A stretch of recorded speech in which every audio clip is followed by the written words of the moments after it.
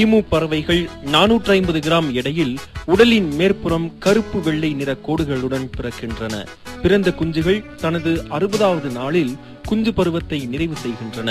அதன் பிறகு வளர்நிலை பருவத்தை நிறைவு செய்து 420வது நாள் முதல் 550வது நாளில் தனது இனப்பெருக்க பருவத்தை அடைகின்றன.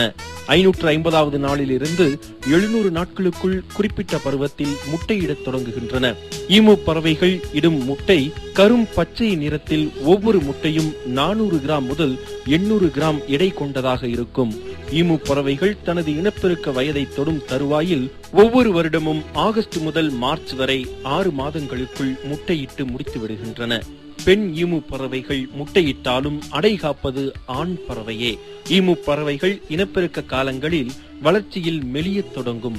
முதல் பருவ வயதில் 10 முதல் 20 முட்டைகள் வரையிலும், அதன் 2வது பருவத்தில் 20 முதல் 30 முட்டைகளும், அதன் பின்வரும் பருவங்களில் பராமரிப்புக்கு ஏற்றவாறு 30 முதல் 40 முட்டைகள் வரை கொடுக்கும் ஈமு பறவை ஒரே பருவத்தில் 30 முதல் 40 வரை முட்டையிடும் திறன் ஆனவை.